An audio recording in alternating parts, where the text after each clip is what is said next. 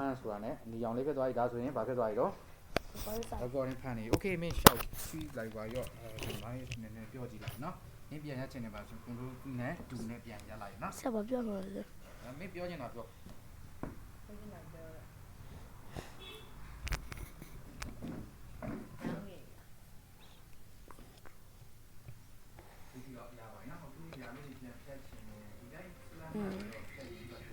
ဆိုပြီး စားရတဲ့တက်တာဒီဘေကပြန်သွားဘူးနော်ဒီဘေမှာပြက်ချင်တာဆိုရင်တို့ကလည်းသွားမယ်ဆိုတော့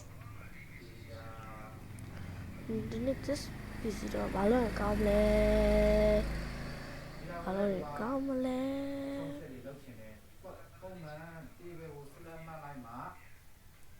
ဒီဘေကူရောက်တယ်နှစ်ခုပေါ်လာတာဟုတ်ပြီနော်အဲ့မှာ၄ယောက်ကိုသွားရမယ် ကျွန်တော်ဘာရှက်ရှက်ဘာလို့ စလမ်းမလာမှာအဲ့ဒီရောက်ပေါ်လာပါနော် property ဆိုတာရှိတယ်နော် property ဆိုတာဘာလို့လဲဆိုတော့ဒီရိုးတွေပေါ်လာနေကိုခြုံချက်လုပ်ပြီးနော်အဲ့တော့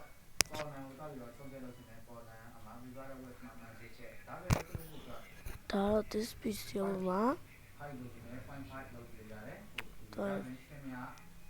that story နော် 0.5 လမ်းမဝက်ဖြစ်သွားပြီနာမည်ကြီးအဆင်မပြေဘူးပေါ့နော် 0.5 နဲ့ ဒီပုံထုံးမယ် လမ်းမလာလို့နေဆိုရင် property မှာသွားနေတာမယ်1ဒါဆိုရင် insert တော့လမ်းမပေါ့နော် အဲ့ပုံကျွန်တော် နောက်တစ်ခါ ဟိုဘက်ပါပြောင်းလိုက်မယ်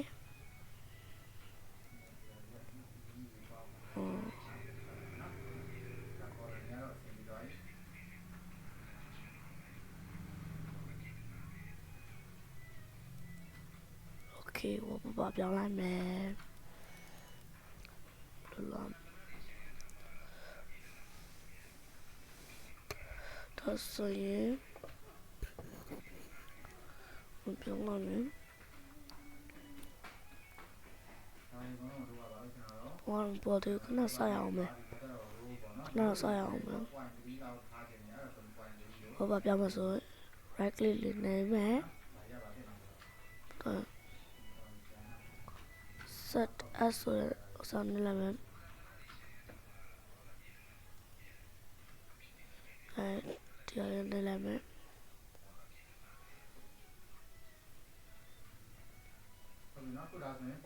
ပြောင်းသွားပါပြီဟိုဘက်ပါပြောင်းသွားပါပြီအခုတော့ဟိုဘက်ပါပြောင်းသွားပါပြီဟိုဒီဖြစ်သွားပါပြီ အဲ့ဒီမှာ